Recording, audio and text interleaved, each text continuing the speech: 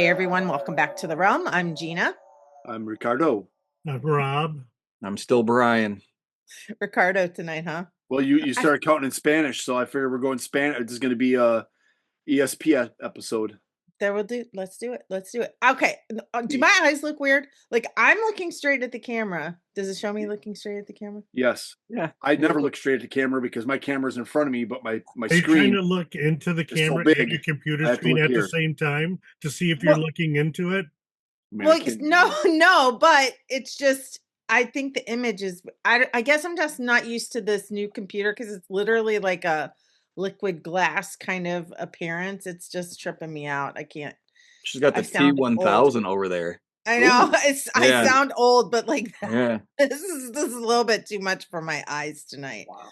And I've only used it to get it set up, so I haven't really done anything with it.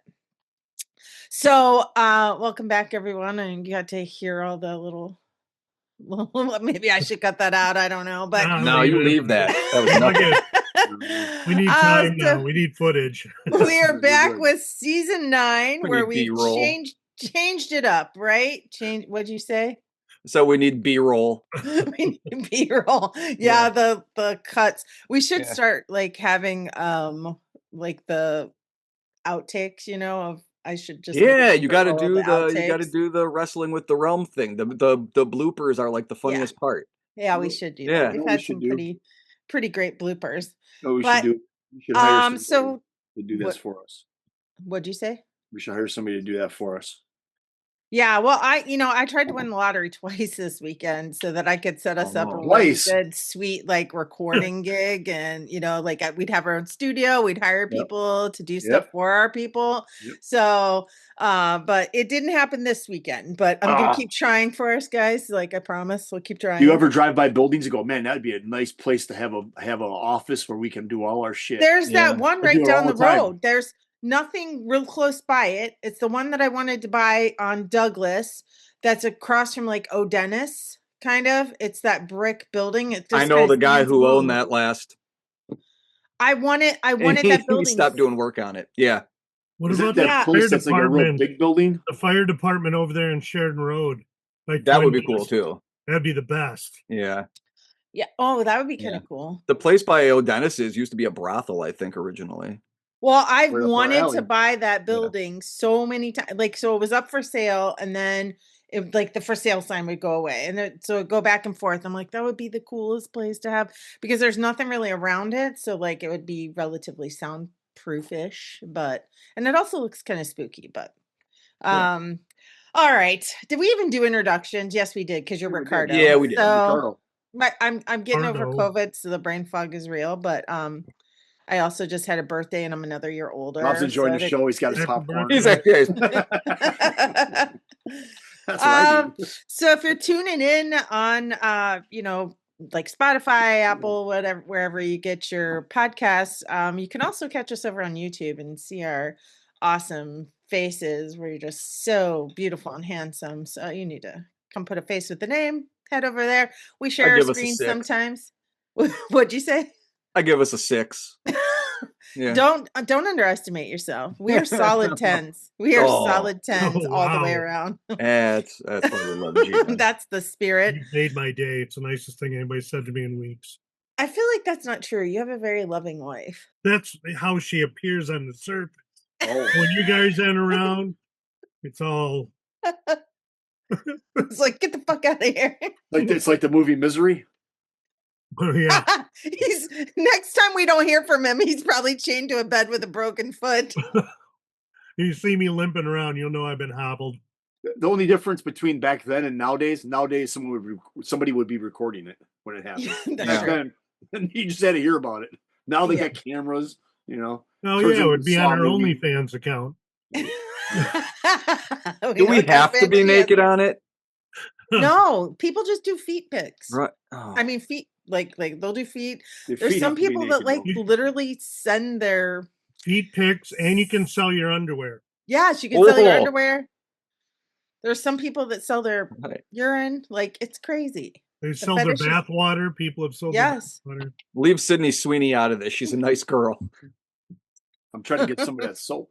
I just saw Handmaids last night, or Housemaid, or whatever. Oh, is it good? Yeah. Wait, should we review it? No. Okay. Was it any good? It was all right. I read the book. Not my cup of tea. It wasn't horrible. It wasn't great. Well, and it's based off of this book by Frida McFadden. I think there's like 4 housemaids. Yeah, Amy's read them all. She wrote. And so I'm like in the middle of reading all the Frida McFaddens, but the one thing I'll say about Frida McFadden, it's not that it's terrible, it's just mid. It's like if you want something like a quick read that has like a good little twist in it and just to have something to be entertained that you don't have to like put a bunch of thought into, read a Frida McFadden book. But if I hear Frida McFadden one more time, I'm gonna lose my shit. That is a funny ass name. I don't care what anybody said. Like it's like Nanny McPhee. Frida McFadden, like the Dr. Seuss namer. Or is this a pseudonym that she came up with on her own? Her real name is like. No, I think that's really her name, and I think she's like a surgeon or something. I don't know. She's a doctor. They give that away these days. She's fucked up. I'm halfway through mine on the internet right now. Yeah. Oh my gosh. Parody and satire goes a long way, at least for me. So buckle in, everybody. I think that I'm gonna start wearing like. I'm wondering if the sound, like I miss when somebody chimes in if I'm talking or other people are talking, is I think I need to wear headphones. Do you guys have trouble catching like on your end if somebody is sometimes. Like interjecting? It depends. So I always feel like I'm going, I'm sorry, what'd you say? I don't think it's bad. I think it's fine. We're human. That's what it is. Yeah. Probably old age. I am robot. Oh shit. All of a sudden, all the guns coming out. Oh shit. Oh, it's a fembot. That's me. Oh, the fembots. Well, then, yeah, I like them. I'm the fembots. Yeah, I like the fembots. You better stop now because she's already writing the story about you. Yeah. Because that fembot, you like the fembots, and I'm trying to do whatever we can not to lose Sydney Sweeney as a listener. We got one person down here who is doing everything she can to make Sydney Sweeney turn us off. I don't like her. Canceled. So I guess it's okay. Get over here. Like, come on. Well, how many people have you offended on this show? Like you talk shit about Twilight. You talk shit about Stephen King. Stephen King for sure. You know shit on Stephen King. I don't talk shit on Stephen King. Let's get that straight. Oh, dude, Rich and Rob had an idea for Realm on Film. What if we did like every once in a while we make like a wheel with this like a couple of movies on it and we do like 3 good ones and then 3 bad ones, and Twilight's always one of the bad ones. So it's always lingering that if it lands on it, and like, so let's say we do Twilight, that means now the sequel goes onto the wheel. So eventually maybe we just get drips and drabs of reviewing the Twilight series for Gina. I could do you one better. Either on this podcast or that one, we should have like a rapid fire wheel with either questions or something on there where you spin it and whatever comes up, we got to answer the question or whatever it is. Answer it honestly. I like the rapid fire. Let's do the rapid fire. Like that. Next episode, we're doing the rapid fire wheel. So if anybody's listening and has questions, burning questions that they want to know about, you send us the questions. It'll go on the wheel. It'll go on the wheel. In the meantime, we think of questions for each other. You send them over to me. I'll get them on the wheel. That's perfect. Good idea, Rich. I must say, just to like say, we're going to continue to BS for a little bit, but so just for everybody, we've got a new format. In case you missed the announcement last month or you're just tuning into us for the first time, we will now be putting out 1 episode per month that'll be extended. It'll be one topic where we kind of dive into everything. We'll shoot the shit a little bit. You'll get to know us. We'll hopefully get to know you through comments and emails, connectedrealm@gmail.com. Shameless plug. And then hopefully you'll check out other things that the Realm has going on. We're a paranormal investigation team. So you can find us on our YouTube channel. You can find us on Facebook. You can get a hold of us, like I said, at connectedrealm@gmail.com. We do investigations. We also have a couple spinoffs. We have Wrestling with the Realm that Brian heads up. You can see it on his hat there if you're watching us. Go over to YouTube. They're on YouTube channel. They have some reels on TikTok that you can find. And YouTube Shorts. Thank you, everybody, by the way, who has come over and subscribed. We're up to 150 subscribers. We've been killing it. So thanks, everybody, who's been jumping on board. That's awesome. I love to hear that. Yeah, Brian had this great idea, so he gave birth and is raising it well. And then we have another spinoff from our Realm series that's getting ready to start, and it is called. Oh wait, no, I don't have the hat yet. I was like, what did you get? Realm on Film. Realm on Film. I had to sing that for Rob. So yeah, we've been doing movie reviews in October, and they just were pretty popular. So we're just gonna do a whole side thing where Rob, Rich, and Brian run that side of things. You'll see the rest of us on there from time to time because we love doing movie reviews too, but I can't say that we love doing them as much as these three do. So and we might have some guests on there from time to time. So you'll see us all over there and then here at the Realm Paranormal Detectives podcast. So we're going through some rebranding. We're going through we got another visitor tonight. We've got an alien here on the screen. He keeps me company over here on my side of my desk here. From Andromeda, maybe. I just dropped him. Don't do that. Don't drop the baby. But did you see that Obama said that aliens are real? Yes. I didn't see that. Yeah, what's he distracting from? I don't know. It's a weird thing to say. It's like all of a sudden, it's like all of a sudden somebody will say something like that, and then you don't hear nothing. And then you hear nothing about it. It's like they like to spit it out, just to stir things up enough, and then they go, "I didn't say that. What are you talking about? Well, I didn't mean nothing by it. Then don't say it." Yep. Yeah, they're real. They're not kept at Area 51 in underground bunkers or anything like that. But it's like down the street at Area 52. What the fuck are we doing? Put them up on the top floor. Yeah. Well, Bob Lazar said they weren't there either at Area 51. So good old Bob Lazar. Boy, I doubt there'll be a follow up to that. So no, probably not. I saw it and I figured I read it and I figured, you know what, we'll see what comes out of that. But it just seemed like it was just real quick. Yeah, it was just a real little drop. There's really no context to why or anything. Yeah, whatever. Well, we got on the side talk of space here. There was a news story that I saw come across my feed, and I was like, oh my gosh, I gotta tell these guys. It was on like quite a few different stations. The one that I really read was CBS News, but there was a woman that lost I think it was in Japan.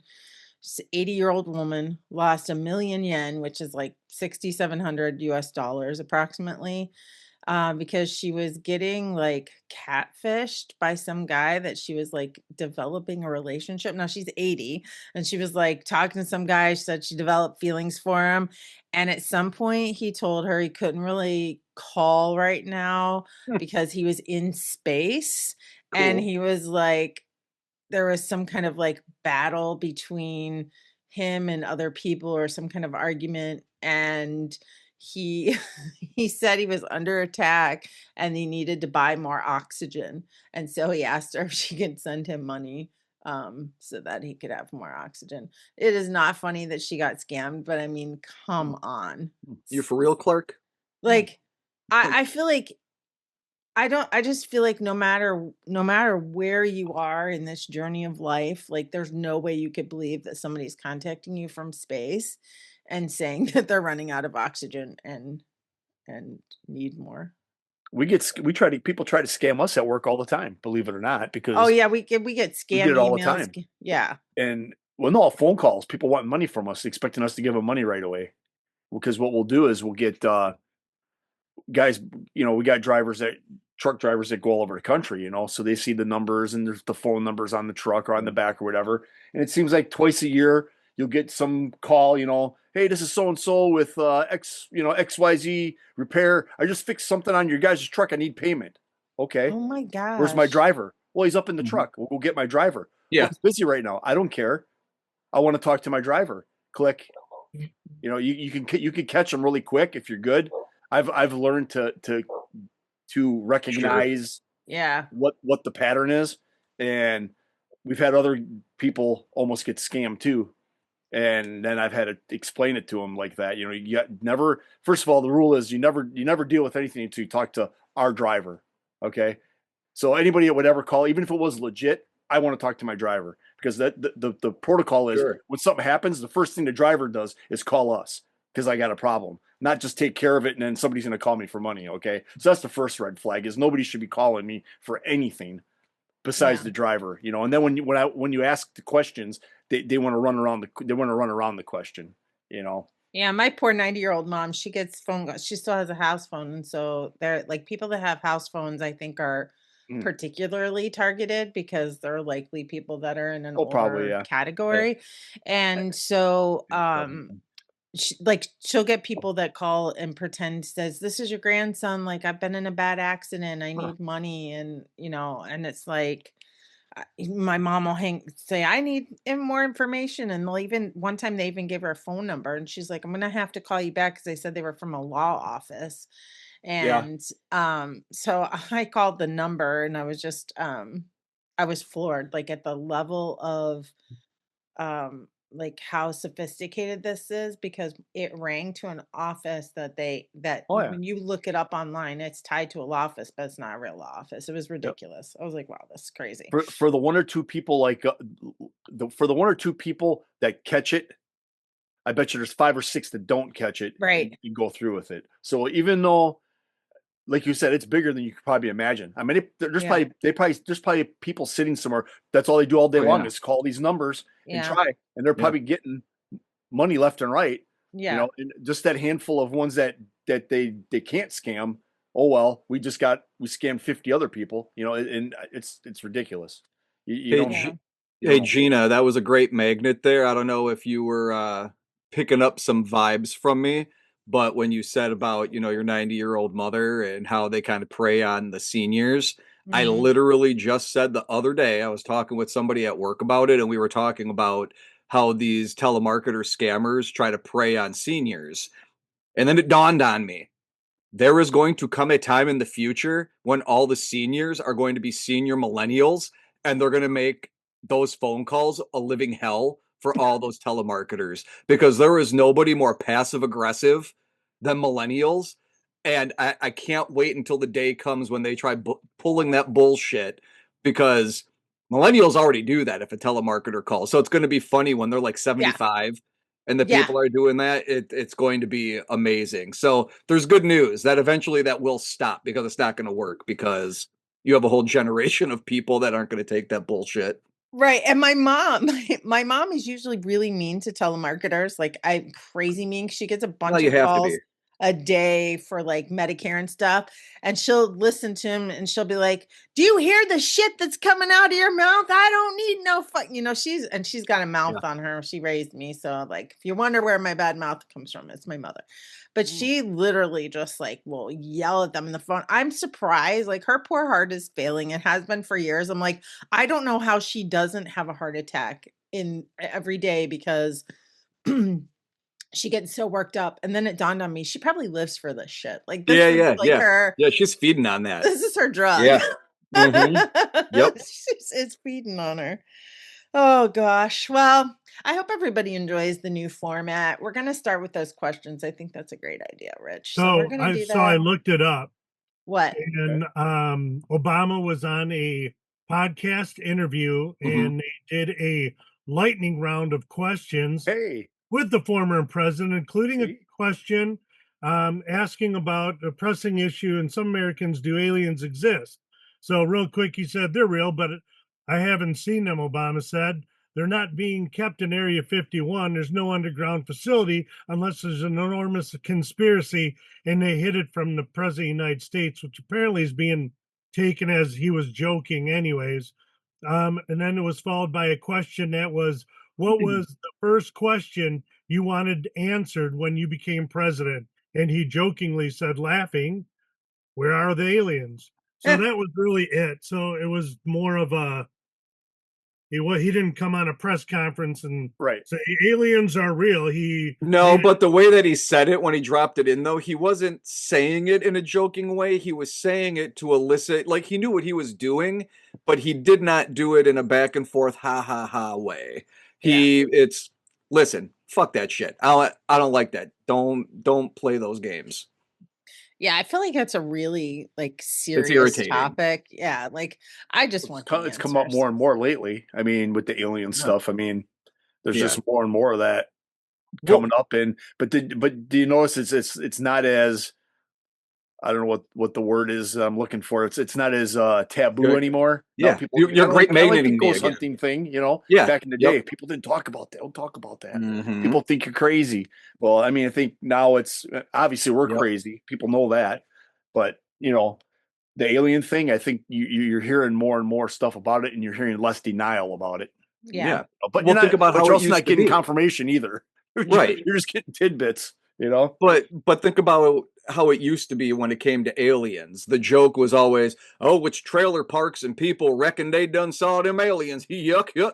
And it's like, okay, so what happened now when it's Air Force pilots that are seeing these things, and you go, "Oh, big deal." So let me back up. We went from the trailer park to going, "You can't believe anything these people say. They're crazy. They're on Unsolved Mysteries, blah, blah, blah. How come they never get a picture? Why don't they get a video?" And then you go, "Well, airline pilots, we have all kinds of chatter of airline pilots saying it. How come they didn't get a picture?" Now you have Air Force pilots seeing things, and we have images and videos and telemetry for things, and we still go, yeah, but. Remember when we shot down stuff over the continental United States a couple of years ago? Yes. And then all that shit just went away, and we never talk about it. Never heard a thing about it again. Because the pieces fell into Lake Huron, so we don't know what it is. It was actually on my birthday a few years ago, because the Super Bowl fell on my birthday. Rich was at my house. We ended up wearing tinfoil hats for this. It was just ridiculous. Oh my gosh. Like you have pilots talking about it, saying, "Well, does it have being asked, does it have any propulsion?" If you're asking if it's moving on its own, yes, but I don't see any form of propulsion. Right. They're giving them all this information, and then you fast forward, and the official word is, "Yeah, it was just probably a balloon." Yeah, okay, then what about the shit that I heard the guy saying since the 50s? They were talking about them on the moon on the first time, so I mean, it's not new. None of that's new. I think they're just kind of easing us into the fact that there's aliens to keep it from the War of the World scenario. Mm-hmm. And they just introduce it in doses. Hey, guess what, guys? There's aliens. What are you going to do about it? I have a crazy and do everything you normally did. There you go. Yeah, because you're getting desensitized morsels at a time. Yes. Yeah. I have a crazy fucking theory about something, but I think it's way too heavy for us to be talking about. Unless you can cut this. Can you cut this? No, just say it, because no, I can't. Why?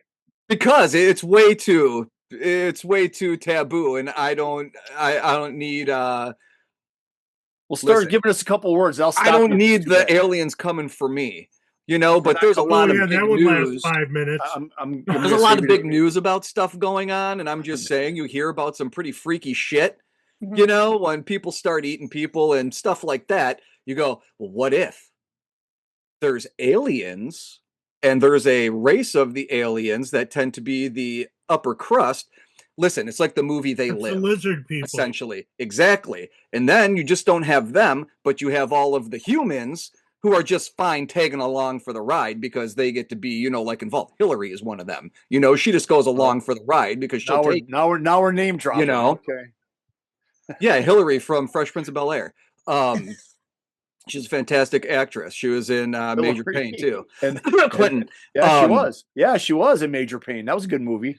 But then you go, that makes a lot of sense now, because now you start getting into some crazy shit where you go, no wonder why you can't ever hit pay dirt with anything, because there's a lot of fucking supernatural alien control and all kinds of bullshit. Look, shit's fucking crazy. Just say it.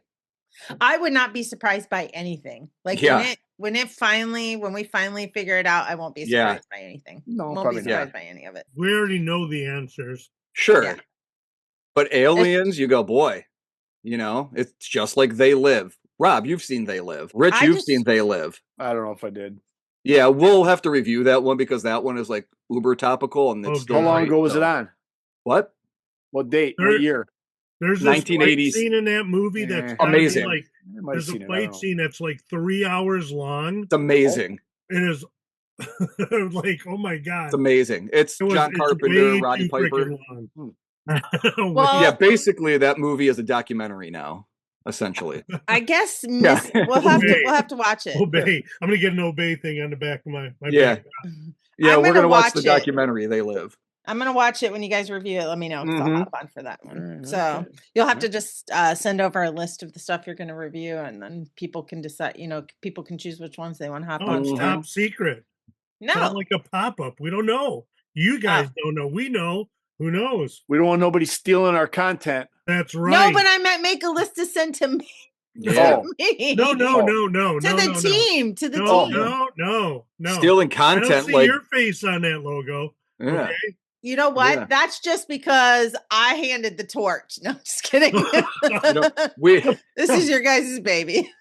We watched Footlight Parade last night for the first time, and 1933 Footlight Parade, Jimmy Cagney. It was the first scene in Great Movie Ride, Rich, when it was there, where you see the girls and they're going around the water spraying out. And one of the plots of that movie is somebody stealing fucking content, man. There's a mole and they're stealing shit. So it's funny that you said that too, Great magnets abound. You got to cut that. You got to cut that though, Gina. I don't need the alien.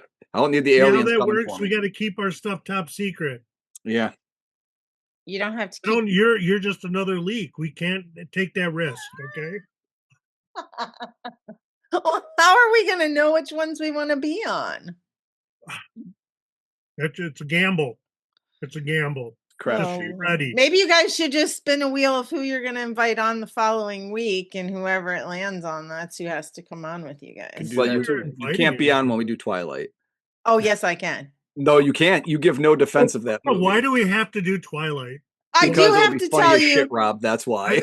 I do have to tell you that we're just still giving it recognition. Where if we just ignore it completely, that has got to be more painful for her.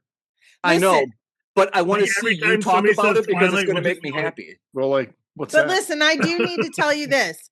I'm going to make an admission right now. Okay, you heard it here first. Okay. I just reread all the books.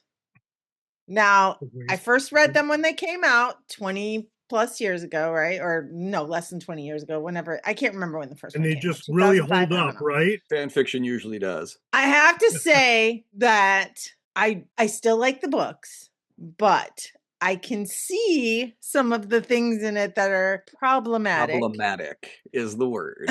So I see that through a different lens now because I'm like, let me read it, just again at this stage in my life. And I still like the books. But I like the movies much better than the books now. So the movie adaptations to me are better than the books. You've heard it here first. So wow. Having said that, all-star cast though, Rob. It's got an all-star cast. It does have an all-star cast. Even Bryce Dallas Howard shows up in it. How bad could it be? It is a great We'll just have to find out. I've seen it once and that was enough. No, we shall watch it again. It'll be a team bonding activity. Totally not. We're gonna watch all 5 of them. Oh, we're gonna what? There's 5? Team Rob, bonding. Rob, don't you want to have the anticipation to get to the moment in what movie we almost got up and left the movie theater? Which one did you I'm not going to divulge that. All right. But there is a part at a certain scene where I literally said, "Do you want to leave?" And then I believe the retort to me was, "Well, no, I got to see the rest of it now. I got to see because it's turning into Cats. You can't believe that you saw it." Okay, well, I want to be on for that one. But having said that, we do need to move on to the topic at hand tonight. Enough bashing on Twilight. Or Sydney Sweeney, tonight, believe it or not. Right. I can't help it. I just don't like her at all. Anyway, so tonight Rich is going to take over and give us an update. So if you didn't listen to this episode we did on MH370, which is a Malaysian flight that went missing. Back in 24 was our first episode. The first one we did was back in 24. Yep. Okay, so you can go back to that season 2024, listen to all the things that we, gave in that episode. We did some research, and I think we had a really good episode on that, really good discussion. We watched quite a few films were related to it. But there's been quite a few updates recently, and Rich wanted to kind of Rich was like, "Hey, we should really talk about this." So I'm like, "Okay, take it. Let's go, brother." So I saw a couple things on some recent updates, so I'm very interested to see what you bring up and kind of where this goes. For the first time, I have notes to read. See, Hell yeah.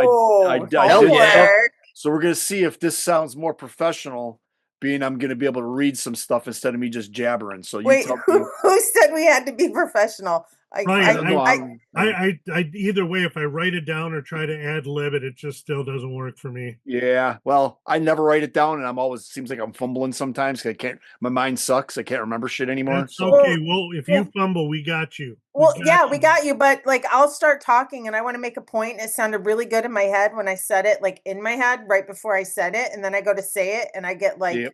We've been doing this all these years, and I'm still like, yeah. I lose my train of thought all. I start talking, and then it just I don't know. I get stage fright, and it's really just us four talking. Right, that's what happens when you get old, right? No, it has nothing to do with getting old. I did that about 10 minutes ago. I did that exact thing. You got to cut that. Old? I can't have the aliens coming after me, man. I'm paranoid now. As soon as you figure their shit out, man. Well, it's lights out. Here we go. All right. We could use Brian as bait. Huh? Get real pictures of aliens.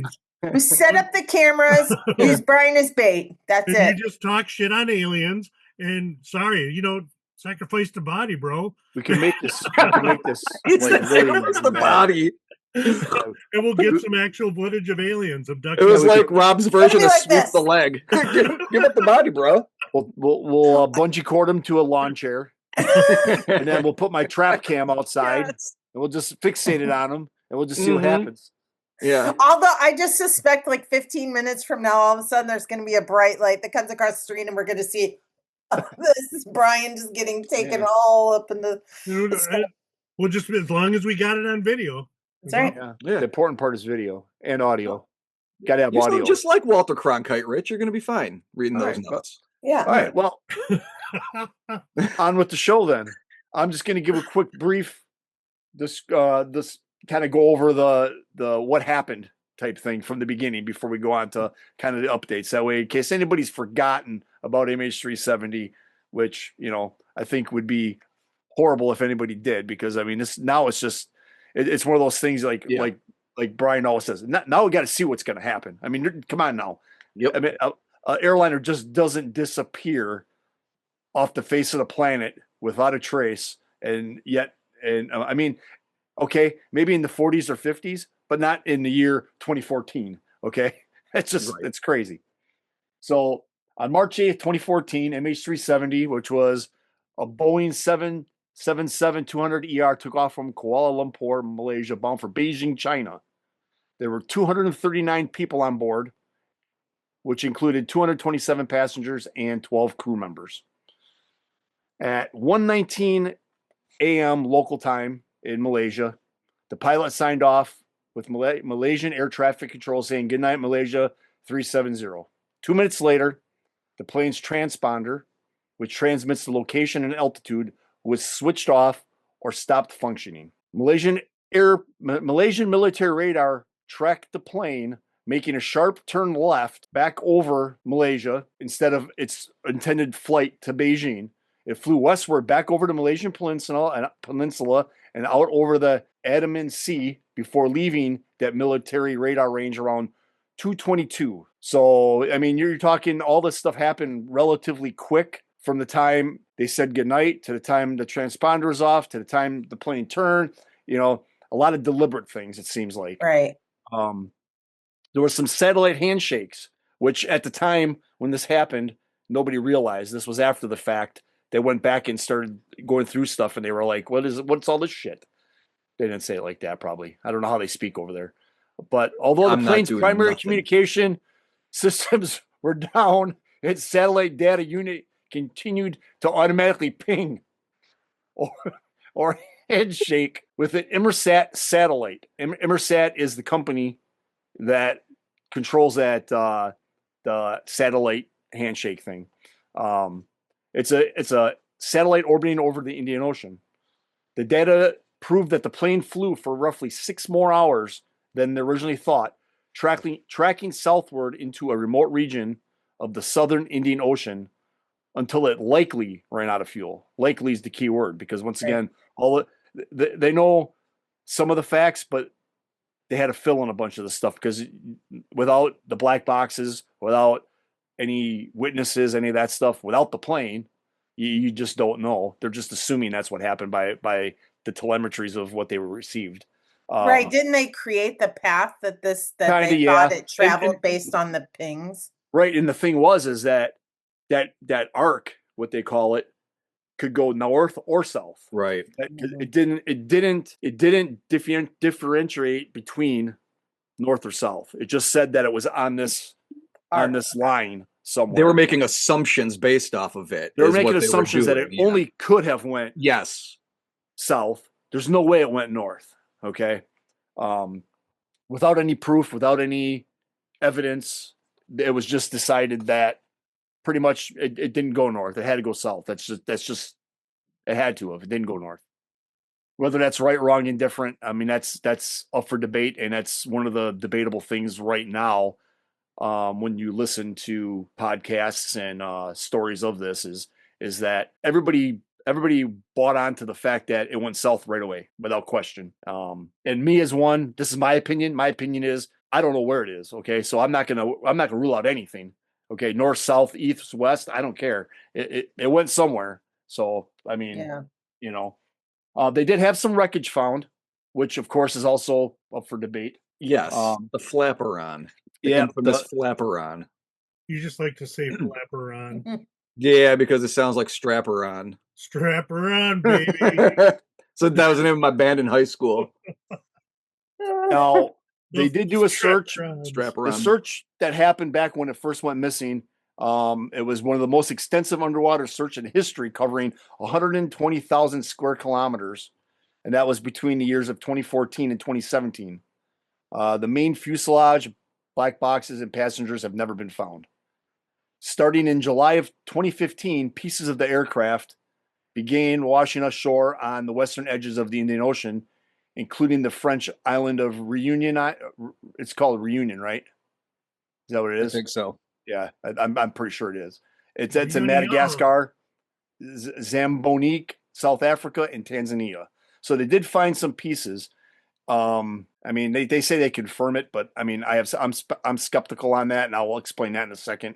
And then, I mean, this is my opinion of the things I'm going to say after the fact. It says at least 3 pieces were found, including a right wing flaperon and a flap section were positively matched to MH370 by their serial numbers. Dozens of other pieces were deemed highly likely to be from the aircraft. The condition of the wing fragments suggests the plane was not configured for a controlled water landing when it hit the ocean, meaning it wasn't like someone was trying to glide it in. It nosedived most likely. Ran out of gas and nosedived. Or glided down and hit the ocean with force, whatever the case may be. But that flaperon, like you said, is in question. They say they matched up the serial number, but correct me if I'm wrong, which I probably am. That's the story of my life here at this house. All right. So there's more to that story. It's so predictable, you guys. Cut that out. I don't want anybody to hear that. So wasn't the serial number something like another one of they could see part of the number and they just assumed that the rest fit with the number? And I go, that you're making assumptions. Now maybe there's something in avionics where certain numbers are run off at certain times to match the year of a plane and all that kind of stuff.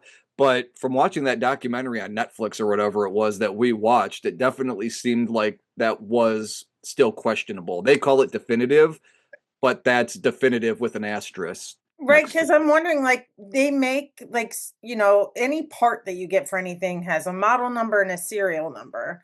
And, like, so it's for that specific part. So you could search that and it's going to bring up that part. So how does it single out that plane got that exact part, because if you have multiple planes that are exactly the same and they need this the serial blinker, number will be different. The part number serial will be number the same, the but serial number is going to be will different. And probably federal regulations, they have to catalog every part for that plane. In avionics, I would hope they do. Now, right. you're depending on what part of the number they have, if they know for sure they have the last part, the last 4 or 5 numbers are almost going to guarantee the actual serial number. Right. The first few numbers are going to be more of a category or group. And I think they had that first set, and then they couldn't see the rest. That's what I'm not sure if that's. It would be very sure, questionable if you had the last few. Right. You would be more definitive. Sure. Okay. Did I just make up a word, definitive? I mean, you were saying definitive. Definitive. Thank you. You were just churching it up, son. Don't church it up, son. Aluminium. Definitive. Now, from what I know of what the more of the not conspiracy, but more of the issues with that flaperon, I think, was not that it wasn't from that plane, but from how long was it in the water? Oh, right. With the barnacles. That's a big thing of telling if the plane was in the how long was the plane in the water for that to wash up. Right. And what they did, I listened to a podcast called Finding MH370 a lot. It's Jeff Weiss. He's one of the guys that was a big guy that was on all the time when it crashed, one of the experts that was on there, and he got kicked out of the group because he was one of the guys that was saying, hey, we need to be looking other places than in the Indian Ocean. And he was basically kicked out of the group for thinking that. And I don't agree with that. I agree with, like you said, until you have it, I think everything's open game for, I mean, at this point, I mean, how long it's been missing now? What, 12 years, right? 2014, 12 years. You still don't have a plane. All you have is a couple little pieces. I think it's time to start thinking outside the box. That's my personal opinion.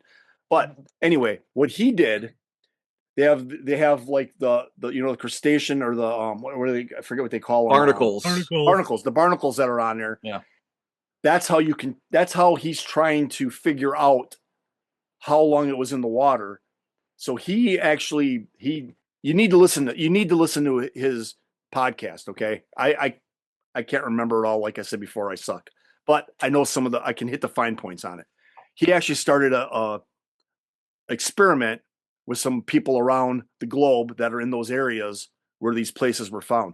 They found some shipping containers that were in the ocean, things like that they were able to get barnacles off of. Our big ones were like tracking buoys that they know where they're at. They have GPS on them, so they know where they have been and where they went to, and they grab some that were supposedly in the water the same amount of time to compare the barnacles to see, are these barnacles the same size? Is there as many of them? Things like that, to say, okay, it's very possible was this flaperon has been in the water for 8 years. Right. Or there's no way this was in the water for 8 years because it doesn't have the right, the composition of what's on it and how it's decomposed or how it's right. What the shape it's in now says it's only been in the water for 2 years. Okay. Well, if that's the case, how did it get in the water? You know what I mean? Right. Yeah. It's like an autopsy on a body. You got to look at the timeline and go, wait a minute, something doesn't add up. Okay. So that's one of the things he's working on, which I think is great. That's thinking outside the box. Does he think that stuff is being planted or I don't know that he thinks that. I don't think he has that type of thinking. Motive in it. He just wants to find, he's looking for answers, and he's very scientific about it. And he wants to use the facts, use the data, use what the science tells you, and see where it leads you to. Well, don't guess. If the barnacles were only saying like 2 years or something, then it would have to be planted. Right. If he doesn't, they don't have that answer. Be floating around or dumped. Long. It wasn't that part of one of the conspiracy theories. It was hijacked, correct? Right. Okay. Let's take argument. Plane did land someplace. After a couple years, they went, shit, we better do something. Throw a couple pieces in the fucking ocean. Like a flaperon. Yeah. I mean, then they'll stop looking because they found a piece. It's in the ocean. Well, guess what? Nobody stopped looking. So, and then it's odd that that's all they found. That's all they found. Right. So everything else, no seat cushions, no all the shit that's gonna float. you would think any current that brought that flapper on should be bringing other things that same direction. Yeah. Now, luggage. Yeah. In that documentary on Netflix, there was the one woman who early on in the search, she found debris on the satellite image when everybody was searching all the satellite images, taking grids and searching through. And she found debris that looked shockingly like airplane debris, but it wasn't in the Indian Ocean where they were looking. And everybody just basically said, no, forget about it. And you go, how can you just say no, forget about that? Nobody did any even if it follow-up. wasn't MH370, You still need to see, well, what was it? Yeah. It's a better hit than what you. So you had one person who had something and a bunch of other people who had jack shit. So the entire community said, forget the person who found one thing because it doesn't fit what we think happened. Right. So that's either very short-sighted or you're stupid or liar. Those are really your only options for that, because that doesn't make any sense. At the very least, like you said, Gina, you would want to go check that out, right? Because there was some sort of debris. Right. I think what hurts the whole thing, in my opinion, is from the beginning, nobody knew what the hell was going on. Yeah. And it made the people in charge, who are supposed to know what's going on, made them look very stupid. Okay. Because they didn't have the answers. They didn't know the answers. They told everybody one thing. Then they had to backtrack how many times. Oh, well, that ain't what happened. Nobody knew. I mean, they wasted so many days and hours on top of everything just to figure out where it was. I mean, they lost so much time. I think that's I think that's what gives you a bad taste in your mouth from the whole thing. Is it feels like you've been lied to. Feels like someone's trying to hide something because they're not giving you the right answer, and then all of a sudden they decide to give you a little bit. Oh well, yeah, that is what happened. Well, that's not what you said. Well, we didn't know that right away. Why don't you know? How? I'll go back to what I said. How in 2014 do you not know these answers on one of the most sophisticated airliners that flies in the skies, the 777, one of the most advanced airliners? How do you not know these answers? Okay. But I implore everyone here in this group and anybody listening to listen to Finding MH370 with Jeff Wise. He has a lot of good things on there that I can't dive into about why that plane is special, in terms of that's the only one that could have been hijacked because of the avionics bay. The other planes don't have an avionics bay. There's so many things that are question marks that you go, well, why would they? You can pick any plane. Why would you pick that plane? Well, weren't there some important people on there? Huh? And wasn't there like certain people who were on the plane that cranians bring up question marks? There was a couple that were sitting close to that area. But once again, who knows? It's all, we're not on that inside need to know thing. So who knows what the truth is and what. Right, but then you have another plane get shot down by Russia. What, a month later or 2 months later? Yeah, and it's almost the same story. Only that time we knew everything about what happened. Yeah, that's weird. That's strange. Yeah, there's a lot of strange things there that I just don't have the time or the ability to remember. But if you listen to that podcast, I promise you, it's interesting and it'll make you think, and it'll I don't know that it'll change your opinion on what's going on, but it'll make you think more outside the box of maybe he's onto something, or there's some facts there that we didn't know that raise questions, like, why could it only been that plane, and when he's talked to several 777 pilots, numerous, because he's in that field of avionics and stuff, and he's asked them about where's the satellite tracker. They don't even know. Almost every one of them said, I have no idea where it's even at, much less how to turn it off. So it's not like anybody can just do it. Okay. So, I mean, could it still be the pilot?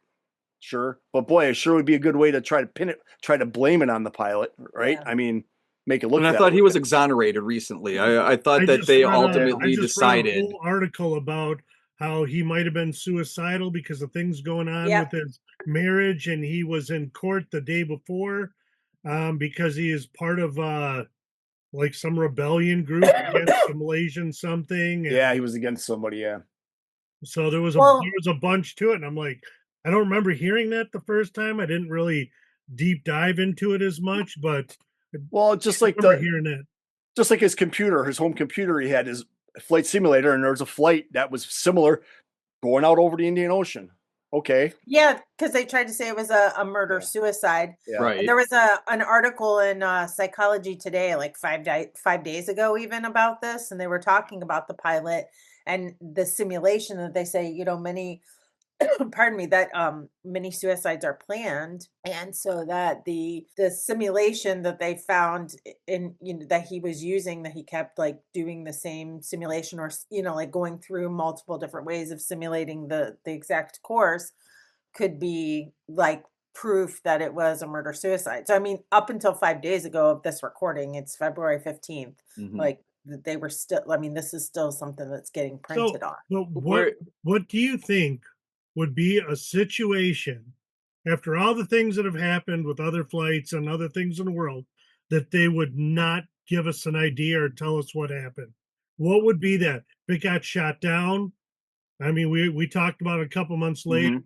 If it was hijacked, they would have probably said that. There's been other plane hijackings. So what would be the scenario that they would want to keep it top secret? Well, I mean, Rich just mentioned, like, if he was part of some kind of or did you say that? That he was was Rob. part of some kind of rebellion group? Right, What was but then that? if it was hijacked, why wouldn't they have said we believe it was hijacked? You know what I mean? It's not like, But even if we have a he, simulation that guy had flying over the Indian Ocean, there's just tons of floating debris on an airplane. So we didn't find that much in the Indian Ocean. We're not looking in another direction, but is it just that they're not really taking it serious, or so they're making up a bunch of bullshit?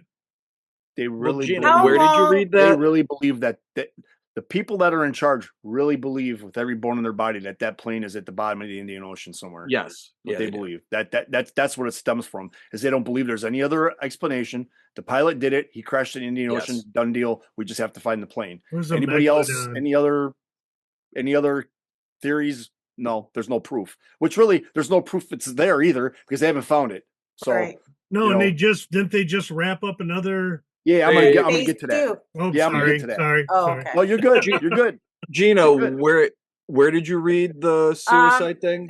Psychology Today. Psychology Today. I only get the New England Journal of Medicine. I don't get Psychology Today. That must be how I missed that one. Yeah. But if it's a little medical humor for everybody. Thanks, Gina. If it was a murder suicide, I see one glaring hole with that.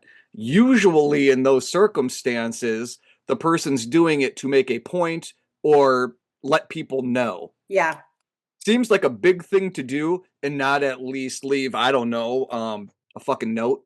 Right. Like they're usually in those circumstances, it's not the article I read was not Psychology Today, and it was some other. Fangoria's not going to cut it, Rob. some other medical, periodical, but no, it was JAMA. He had court the day before because he was going to have to report to jail. Was part of it, but then I don't know, a few days before, a week before, his family moved out because there was trouble with his marriage. He was seeing some other woman. So there was a bunch of things, you know what I mean? It wasn't just, oh shit, the pilot did it. Now that I know that. I'm saying the pilot did it. What I'm saying is this is the allegedly read. Here's the other thing too. If you're gonna kill yourself, why kill everybody else? But if you're gonna do it, why wait? They've been doing that for centuries. Yeah, but why wait? Mass murder, suicide. Yeah. Why turn off the transponder and then fly for another 6 hours to do it? That's what I'm thinking. How could he have turned off the transponder? Because they said just to hide the plane so nobody can find it. I mean, but that doesn't make any sense. But then that doesn't prove. What if he turned it off because he was still debating on whether he was going to do it? Well, that means while he's getting the courage to end his life, he shuts it off so nobody can realize that he's not going where he's supposed to be going, and maybe talk him back. But do you remember how that transponder had to be turned off? You had to go to the back of the towards the middle of the plane. There was a chute, like a trap door that you had to open. Go down underneath there. Go in. Well, yeah. I mean, you also had. There's a co-pilot, right? I'm assuming that there was At least be 2 people flying it. So, but it's like, and we don't know, obviously, because we don't have any information off of the flight. I mean, he could have. Maybe he did leave the cockpit. The thing is after it was turned off, somebody turned back on that Immersat one. And that's the one that every pilot said they don't even know how to turn it off or on. They don't even know where it's at in the plane. So how did somebody know where? Because it's not located in the avionics. It's who knows about that then? The actual transponder is in the middle of the plane, up in the top, in the center, like up in the plane. So what type of people know about that?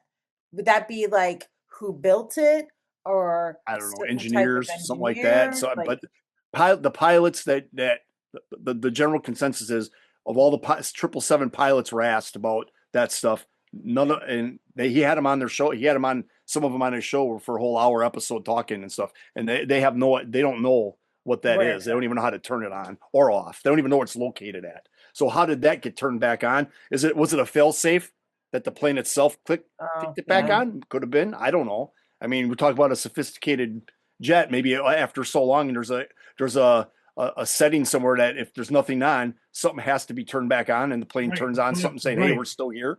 So could they have gone down there with a computer and got into like a program? That's one of the theories. But you know what they say? Impossible. They said that plane can't be flown from the avionics bay, because that's another one of the things was maybe someone was flying it remotely. Maybe somebody went down to the avionics. Maybe the pilots were in. Here's the scenario: the pilots are in the plane, they're flying. The people that are in the back go down the avionics bay. They shut everything off. Everybody's on the flight deck. Holy shit, what's going on? The problem with that, so they say, it can't happen that way, because you cannot fly the plane from a laptop or anything else. Is it fly by wire? The Boeing 777? Because no, it's not. Rob is saying no. I thought an Airbus is the one that's not. No, I thought you were making a silly joke, but I guess you were being. I know what you're talking about. No. I was being for real. That fly by wire. Like in season 5 of 24, when Jack Bauer goes. Spoiler alert. When Jack Bauer goes down into that same area in the plane, and he's able to get into the actual fucking wires with his hands like he's pulling weeds, like Murray in season 3 of Stranger Things, and he can yank on those and actually affect the fuck it, Stranger Things is done. And so it's 24. Well, you got me there, partner. Holy shit. Did you see that? He was speechless for a second. Yeah, you got me there.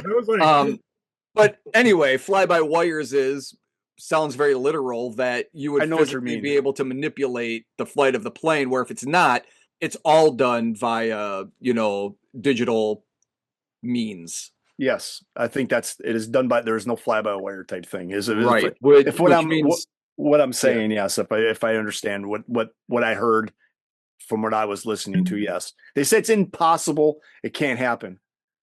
So I don't know. Do I believe that? I don't know what to believe, because we've been lied to or been led down different roads and then tried to be led to believe something else. But well, you know what Sherlock Holmes says: when you have eliminated the impossible, whatever remains, however improbable, must be the truth. So, yeah. Well, here's some of the prominent theories. It was the aliens. Yeah, no, the aliens are not on my theory. No, they're not on this one. I'm with you, Rich. It says because manual intervention is the accepted cause, the leading theories generally involve either mass murder-suicide by the pilot or a hijacking or unlawful interference. A catastrophic emergency, such as a sudden decompression or fire that incapacitated a crew, has also been theorized, but is considered less likely given the purposeful navigation after contact was lost. None of these have been conclusively proven. Basically, this is just theory that, the pilot did it, whatever, because it's the most logical theory. I'm not going to, let's be honest, okay? The guy that's flying the plane is probably the most likely the guy that caused the problem. And I can understand why everybody's going that route, because they don't have anything to tell them differently. But boy, it sure is a good way to pin it on somebody, right? And everybody. But we know there's at least 2 people flying that plane, right? Mm-hmm. Okay, what was the co-pilot doing while this guy's joyriding? Well, they think the theory is that he flew up above the ceiling of where they needed to be to get everybody unconscious, including the co-pilot. He put a mask on. Everybody else in the plane passed out. Then he came back down. That's one of the things they're talking about, how the plane was actually being flown. It wasn't just gliding. It was doing different maneuvers, turning. It was doing things. Somebody had to be at the controls of that plane. Yeah. Okay. Right. But they think they were incapacitated the rest of the crew and the passengers early on in the flight. So, well, do we know how many people would actually be in the cockpit? Is it like airplane where we have Roger and everybody in there, and there's like 4 people? You got a navigator, you got all this shit. I've only ever heard him say the pilot and co-pilot. I've never heard him say about anybody else being like an engineer or any of that stuff. Because it would be super easy for the co-pilot. He just has to tell the co-pilot, "Hey, can you go check whatever?" Right. As soon as he leaves, he closes the door, and then boom, he decompresses the chamber. And once everybody is dead, he puts his mask on, and he puts his mask on. Now he can go into the back. He can go down into the avionics bay with the autopilot going, like Rob said, do whatever he needs to do. But that's a lot of moving parts. Like that's a lot. It's a lot to do to commit suicide, murder. You said he flew up too high, and then whatever that ceiling is, 40,000 feet. They don't. Then Brian said he decompressed the cabinet, which is that possible? Does he have a little button he can do that? Yeah, he's like Blofeld. I thought that because once you go up that high, I'm going to make the assumption with modern technology that those masks are going to drop.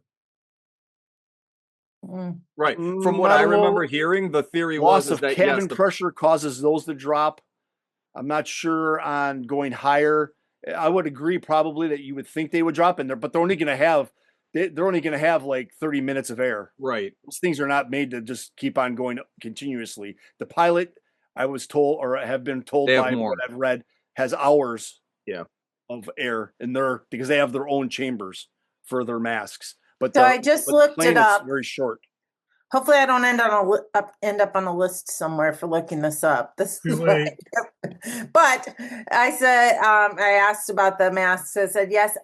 Oxygen masks in airplanes automatically drop from the ceiling if the cabin pressure drops to a dangerous level, usually equivalent to an altitude of 14,000 feet or higher. 14. Yeah, so this is if you would need oxygen past that point. Yeah. Let's see here. I don't remember what the ceiling is for creating that low cabin pressure to cause hypoxia or whatever so everybody passes out. I don't know what that level is, but okay, fly like at 33,000 feet, 36,000. So it's talking about cabin altitude versus maybe actual altitude. There's a mathematical equation that like determines this. So I don't want to act like I know what I'm talking about, but it looks like that if the cabin pressure inside from the high altitude that they would automatically drop. But like you said, it'd only be. I forget what the time is on it. Did it say how long he stayed at that altitude? I think they have that, but I don't have it in my notes here, no, because that wasn't one of the things that's just one of the details that there's so many details that are involved here. But now we'll go into what's going on right now. This is the update part that I was going to talk about a little bit. So as of February 2026, the wreckage of MH370 still hasn't been found. The disappearance remains one of the biggest mysteries in aviation history. Says, however, after years of suspended efforts, the hunt for the aircraft is currently back underway. And here is the current list of what has been going on or is going on. Following years of pressure from independent researchers and families of the victims, the Malaysian government officially agreed to a new search contract with the U.S. British Marine Robotics company, Ocean Infinity. The deal is the operation is to operating under a no-find, no-fee agreement, meaning the Malaysian government will only pay Ocean Infinity up to $70 million, but only if the main fuselage or the flight data recorders, the black boxes, are located. So basically, if they don't find anything, they don't get paid. Okay? Oh. They have to find something to get that $70 million. I read that. The target is a newly prioritized, tightly focused 15,000 square kilometer zone in the remote southern Indian Ocean. Now, remember, I said originally when they had searched, it was 120,000 kilometers is what that original search was on that arc. Now for some reason they were tightly focused on 15,000 for some reason. They had a specific area they wanted to search. The timeline of this latest operation, April of 25, Ocean Infinity began its initial sweeps using the drone mothership Armada 7806. However, the operation was suspended after about 22 days due to the onset of harsh winter weather and rough seas in the southern hemisphere. In December of 25, the search officially resumed for a planned 55-day window during the calmer summer months. Ocean Infinity deployed a new vessel, the Armada 8605, equipped with a fleet of highly advanced autonomous underwater vehicles. So like them little remote subs. Yeah. That's what that is. Seen Titanic, we know. Yeah. Except there are no people. There are no people in them though. These don't have people in them. Yeah. Okay. These are they just map they just go back and forth and map the bottom of the ocean floor is what it's doing. So it's kind of like a LiDAR, but it's yeah. Exactly. Okay. Yep. In January of 2026, internet sleuths like us began tracking the vessel because you could track these Ocean Infinity vessels to where they're at because you can do that. They noticed unusual movements and sudden stops, sparking viral rumors that remote drones had been deployed to investigate a major discovery. However, aviation experts quickly debunked this, clarifying that the ship was simply holding its position to wait out bad weather. The current status, as of February 2026, the most recent 55-day phase of the search concluded in late January, with Armada 8605 leaving that search zone. As of right now, no significant discoveries or pieces of wreckage have been reported. The company is likely processing and analyzing the massive amounts of data collected during the seabed scans. So maybe are we gonna get something after that? I mean, there's only one person that can get to the bottom of this. Right. Well, you know who it is. MacGyver. No, fuck MacGyver. Josh Gates. Joshua fucking Gates. Well, that's right, man. Joshua Benjamin Gates. Yes. Didn't we talk about Josh Gates when he? Every night in my dreams, baby. I know. Every night in my dreams. I sent you that picture, right? Did I send that to the group text? Yeah, you did. Of him. But I refreshed my memory. I feel bad. I was just going to start scrolling through our episode. We've done so many episodes over the years. So I can't remember if this was just a conversation we had or an actual episode. But did we talk about the underwater submarine that blew up, that imploded? I don't think we talked about episode on it. No. The Russian one? No, was a Russian one, right? No, wait. Yeah. Oh, the Ocean Gate. And see the Titanic. Yeah, the ones that wanted to go down to see the Titanic. Okay. I don't think we did an episode on that. Maybe we should talk about that. But that was a great idea.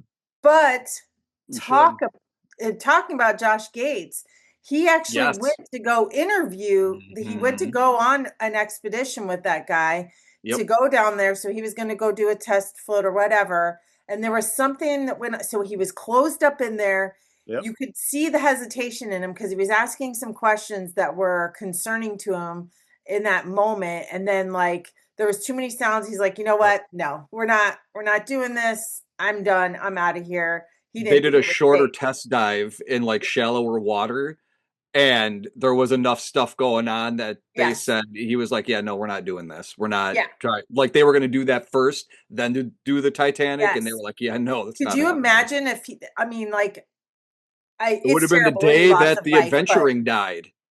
Yeah, that would have been good. Don McLean would have had to write a song about it. Or us. We could write a song. Yeah. Don't sell us short. Yeah, Rob is in a band. Kez is really good with rock band. Yeah. What's it called? Sticky pudding or whatever it's called. Sticky. What is it? Hot sticky pudding. Hot sticky pudding. Hot sticky pudding. You know, I do that because there's a song that we did from this guy's older band, and in there he says, cheeseburger or something randomly. It's from a Clash live album. Nice. The drummer just says it, and so he used it, but he's not in the band. God rest his soul. But nonetheless, is so I've been throwing in hot sticky pudding there. Do you know what hot sticky pudding is, Brian? I have an idea what hot sticky pudding is, but I don't think I'm supposed to say it out loud. No, you don't, because it's not proper. It is sticky toffee pudding, and she could not remember sticky toffee pudding, so she kept calling it hot sticky pudding. Okay. Which is now the name of mine and Amy's OnlyFans page. So. It is taking every ounce of my being to not say so many things. And you got into caramel, and I'm like, Jesus Christ, stop it. Stop. Oh, anyway, I digress. Sorry, Rich. No, you're good. You're good. So that's where we're at with the current search. Hopefully they resume it, or hopefully we get something out of what they have for what they did find. It would be cool if we get some kind of answers. I think it didn't. I think they didn't do as much as they said they were going to do out of that 15,000 square kilometers or whatever. They didn't do. They did about half of that, I think, before they had to stop because of the weather. Guess it's pretty isolated out there, and you don't want to be out there in the winter weather in the southern hemisphere because of how dangerous it is. So they had to do a lot of stopping and starting because of that, and unfortunately now they had, it's over now for some time. So we'll see what they have, and hopefully maybe in a couple months we'll get some updates again and we can do something else with saying we found it or something. I can definitely link in our show notes a link to the podcast that you were talking about. Yeah, I would do that because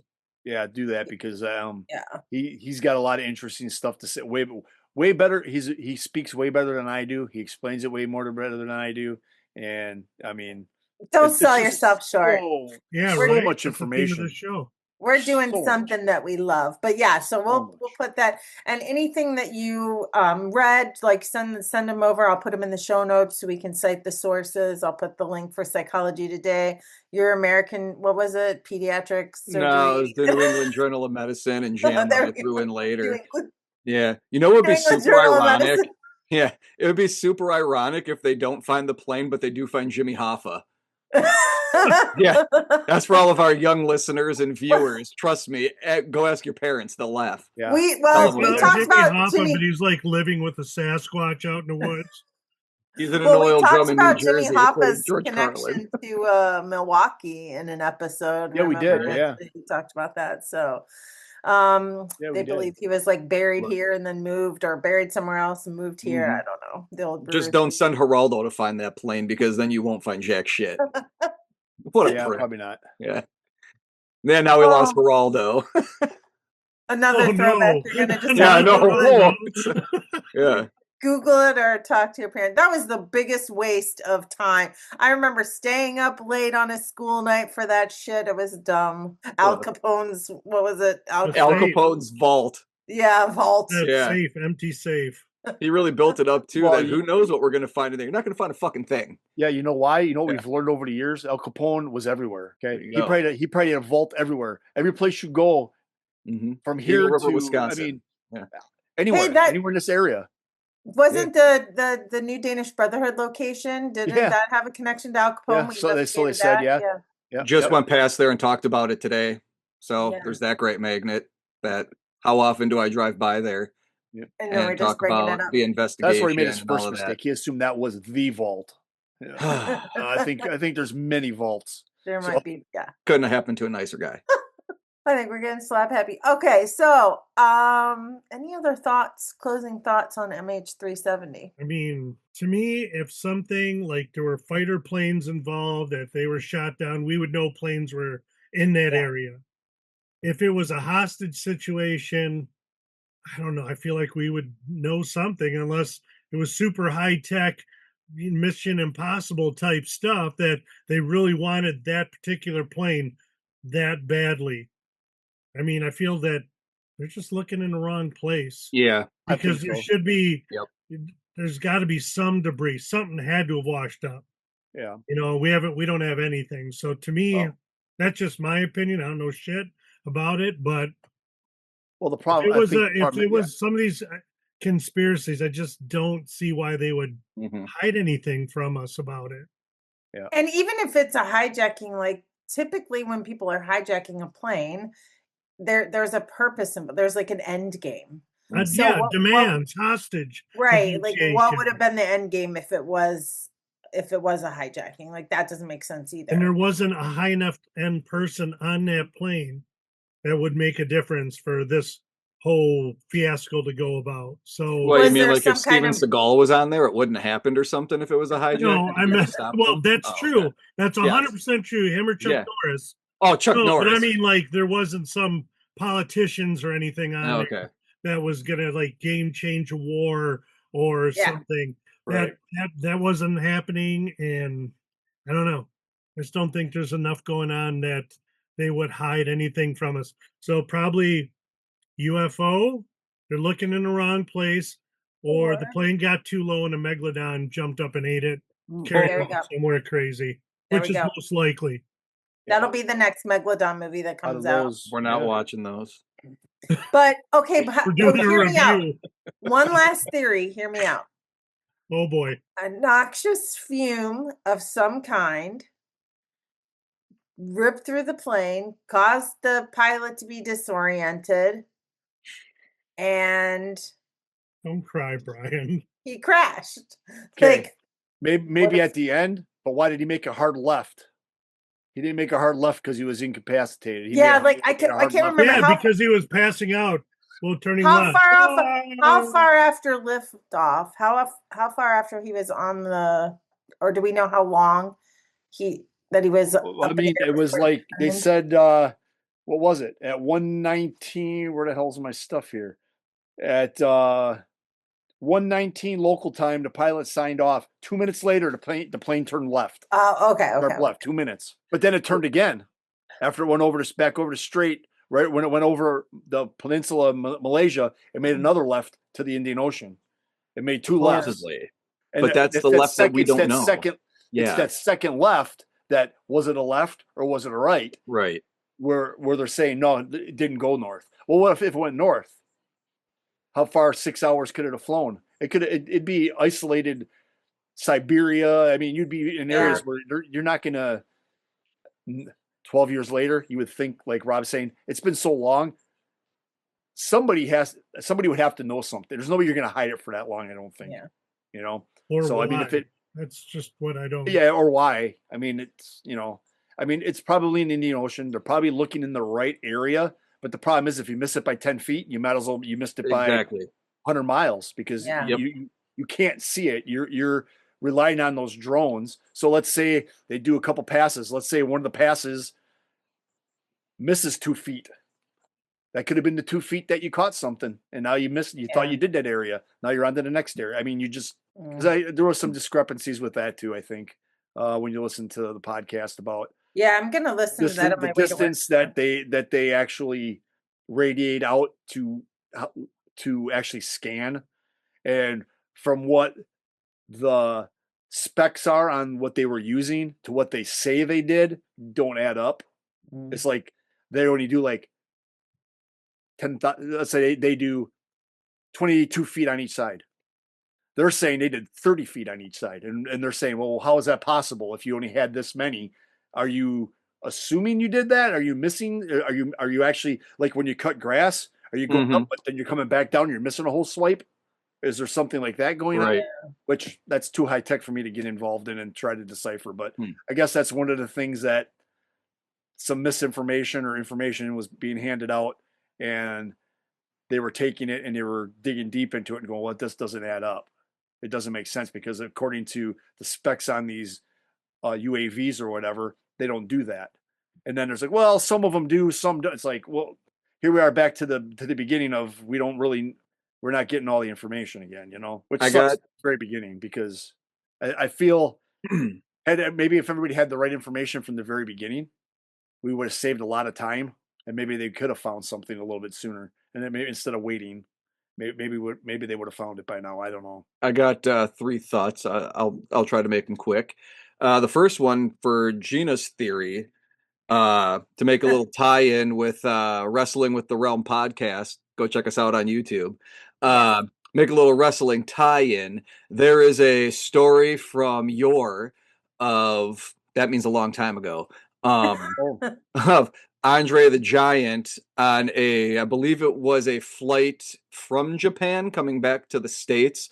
See, Andre the Giant was a large man. He was a literal giant. He had gigantic, he kept growing. It was a real thing. It wasn't just a moniker. So you can imagine flying on an airplane for him when you're 7'4" and 500 pounds it's a tall order. And you can also imagine in the 80s on an airplane, the lavatory that you would be using would be hard for a giant of that size to accommodate. So as the story goes, I have to go poop now. The giant had to go poop. So they got some 5-gallon buckets in the back galley and had to put the curtain across. So I need to go poop now. So I use poop. I can't fit in bathroom, so he had to go in the bucket. And the story goes that the smell was so bad that people were retching throughout the plane. But to shit on your theory, Andre the Giant had already passed away by the time that this went missing. So we know it couldn't have been an Andre dropping. That was, I did not take plane. I didn't do that. Two, my second thing would be the most likely things are the pilot did it for murder-suicide, even though it sounds like there would have to be a lot of intricate pieces that he would have to do to pull that off the way he did. And from, like you said, Rich, the telemetry makes it seem like not that it was chaotic, but that it wasn't a smooth ride. Not saying he couldn't have done it. It's just, sure. we don't know. And until the we other find thing those black boxes, the black boxes are going to tell us everything, and that's assuming if and when you find them, that the data is going to be good on them still. Yeah, I rented that. But the thing that we don't think about is one that makes that first left, and then we don't know if that next left is legitimate or if it was a right. What we don't know is, was there something catastrophic that happened on that airplane electrically? Something with the software that could explain all of the transponders going off and coming back on. You know what I mean? There's questions that we just don't know. Was there something catastrophic that happened? And it's beyond what we can even think because we don't have that black box. Like, anything is possible. It doesn't have to be nefarious, but I'm with Rob. I think the most likely thing is they're just looking in the wrong spot. Something catastrophic happened, whether it was the pilot ditching the plane for murder-suicide or just an unfortunate series of events. But I think the most likely thing is they're searching in the wrong place, which is unfortunate because it sounds like people are putting a lot of resources forward in the Indian Ocean. Well, they got to be. They're betting that it's there, because if they're going to do it for free, unless they get paid to find it. I mean, I don't know that. I mean, I would hope they have enough information that makes him say, "We know it's here. We just got to find it," type thing, because we're going to get our payday. Not, well, they think it's here. We should just go along with them. If it's not here, then we're out whatever money we put into it. I would tend to think a company's not going to do that just to do it. They're going to do it for profit. Because it's got to be an expensive operation with fuel and crew, so they're probably getting that covered, but they're not going to get any profit unless they find it. Plus, they get their name and lights for that. Yeah. I guess my retort would be that when we look at the secret treasure hunt, which we've talked about before on here, everybody go look that up. Just type in your Google machine, the secret treasure hunt, and have your mind blown. When it comes to that, we have had some of those casks found, and I always point to the Boston solve that we know that was at a Little League diamond, but everybody online in any community you go to that people are trying to find these things, everybody had a consensus of what park it was in Boston. Everybody would have given every penny they own to bet that that's where it was, and it wasn't. So humans have an uncanny ability to convince themselves of things, no matter how bad of an idea it is, just like the Titan submarine guy. So even though they have a lot of money on the line, I could also see somebody who is running into the CEO's office and slamming a binder down going, "I'm telling you, it's this. I'd bet everything I have on it." And somebody going, "Are you sure?" "Yes, I'm positive." And then you go from there. I'm sure it's more scientific than that, but the same principle applies, that you could talk yourself into anything once you haven't found it. My last thing, and this would be great for like a April Fool's episode for us. It's gonna take some improv, and we're gonna have to do it's gonna be some fun, but we would have to change our backgrounds to something old timey, like 1912-ish, and we would have to dress the part, and we'd have to talk that way, and we'd have to do an episode about the Titanic missing and the Titanic sinking, and just take it from a very funny conspiracy theory part about what could have happened. I think that'd be funny, be good. It would be good for a laugh, and it'd be a lot of fun for us to stretch our improv legs. We can do silly voices like this. It would be like an article in the Onion. Yeah, John Jacob Astor was on that ship. Very rich man indeed. Listen here, that's. All right, Rob's in. Good. That's poppycock. That's poppycock. How would you like a knuckle sandwich? Yeah. Rich, what do you got? What's your voice going to be? Yeah. Okay. Rich is the yeah guy. We'll work on that. Okay. Rich will work on that. He turned into what the hell is his name on Rick and Morty, Rob? Mr. I have never seen an episode of Rick and Morty in my entire life. Me neither. Oh, wow. Do yourself a favor. I've heard about. I feel like you've talked about it a lot, and there's other people I know that. Yeah, it's a good time. A lot of times with the interdimensional, outer spacey, funny stuff, there's usually a lot of good stuff. The one episode where Morty plays a video game on some foreign planet, and it's literally just a simulation of some guy's life. And, basically the simulation theory that we're living in gets played out on a video game there, and it was good. It was good. We definitely need to talk about that in the future too. Yeah, I feel like I've gone cross-eyed trying to explain it. Talked about that before. Well, Rich, thanks for updating us on all the MH370s. Mm-hmm. I'm excited to listen to that podcast. So again, we'll definitely put that in the show notes. So we've uncovered nothing. Huh? We've uncovered nothing. We've uncovered nothing. I watched like a 20-some minute video for this guy to explain a bunch of stuff and say, yeah, we didn't find anything. We find nothing. Well, I think we all know how each episode's going to end. He's going to say that they didn't find it yet because they haven't found it yet. Because I'm sure that's going to be headlines the minute they do. But he has some different theories, and the way the experts that he talks to and things like that. Yeah, it's just interesting the depth that is going into trying to figure it out. There's not just somebody sitting there guessing. Right? He has a lot of thought into it. And I don't know. I like listening to it because it's interesting. I know he's not. I like listening to our podcast because we're interested. Yeah, it's good. I like listening. Way more interesting. We're good too.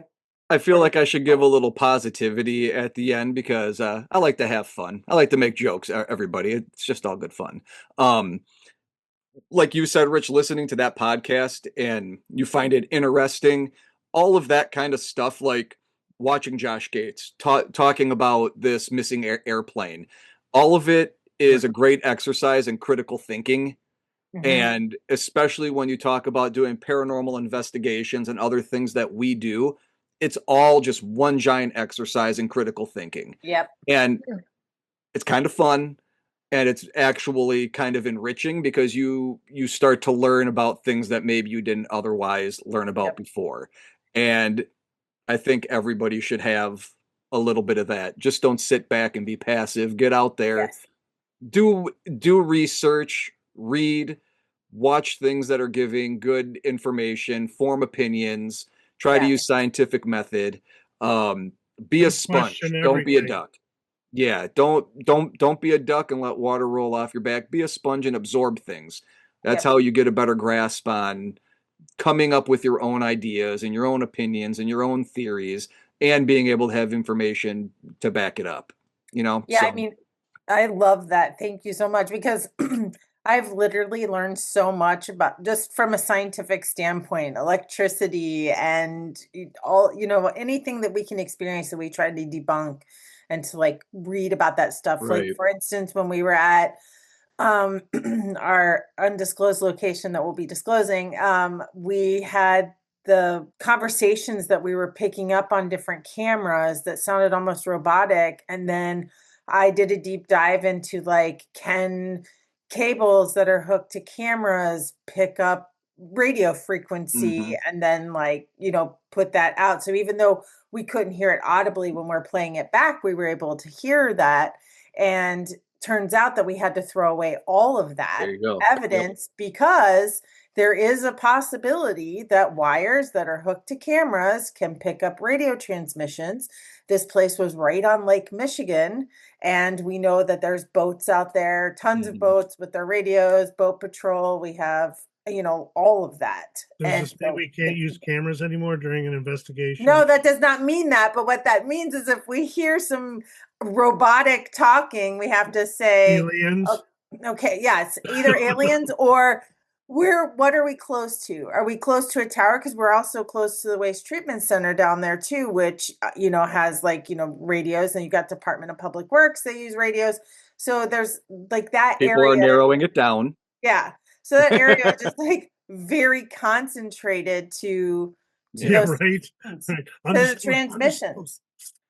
That's such a good point though, Gina, because it's a great exercise. It's putting a finer point on like the conclusion of what I was saying. Yeah. You do all of your research, but then you have to be able to implement that, especially when you're looking at quote unquote conspiracy theories, or you're trying to debunk things in a paranormal investigation. If you do research and you find something like that, where you say, we had it on multiple cameras at same time stamps, picking up odd sounds. As soon as we find out that it's a possibility, you have to throw all that stuff out. You have to be willing to do that. You can't hang on to things. Right. You can't cherry pick the things that you want to hold on to because it might be good. You have to be willing to throw that out. And I think that's sometimes where people get hung up on a little bit, that sometimes something's so good that it's hard to let it go, but you got to be able to let that shit go. I think that's what I love about our team the most, is that we're so picky on what we're going to call evidence. We can show you things and have you listen to things that are questionable. Like we can't explain it, but we also can't say this is paranormal because, and here's why. And then we give all these reasons why. And we go through painstaking ways of trying to recreate things because we have to be sure that this is an anomaly, right? Yes, we are very hard lay when it comes to having something pass. We have thrown out so much. And then on top of it, we've debunked because of being relentless with like that one time, that happened to be, we figured it out when you guys were at the Opera House. How many hours did we spend on that? 10, 11 hours or more? Oh boy, did that feel good though when we figured that out. Like literally a 5-second sound bite we spent hours and hours individually on. So cumulatively maybe 20 some hours, right? So that's a good point. And so yes, always, and like Rob just said, question everything, stay hungry for knowledge, and don't be so quick to say that person's a nut job, because you never know. We have a lot of things that are being uncovered now that people were called nut jobs a long time ago, and now the truth comes out. So with that, I don't know about nut jobs, Gina, but I'm such a narcissist. When you said before, you have been learning so much, I go, oh my God, thank you, Gina. You were going to say you've learned so much from me, but then it turns out you were just saying from doing other research. But there's a little insight into this guy. Oh no, Brian, I've learned a lot from you too. All of you guys. I just love you so much. It's too late now. That you're not that's not going to work. Nope. Well, thank you, listeners, for hanging out with us. We know this was longer than our last ones, but this way you just savor it a little more. Listen to it on a few drives back and forth to work. Watch us on your lunch break, whatever you choose. It's just a nice way to take your mind off things. So best thing to do, though, question everything, stay weird. We love you. If you have any kind of investigation you want us to go on, get a hold of us. Maybe we'll do it.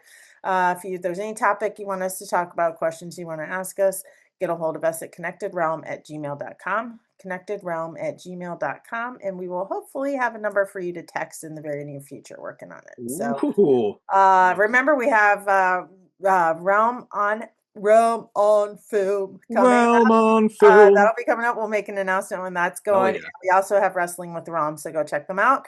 And then check out all of our previous episodes. With that, we will see you next month then. Ciao. Right. Peace out. Sticky finger pudding or whatever it is. Finger pudding? Hot sticky pudding. Hot sticky. Oh, where did I put fingers in there for? All right. Because you put your fingers in the sticky pudding. Oh my God. Stinky pudding or sticky pudding?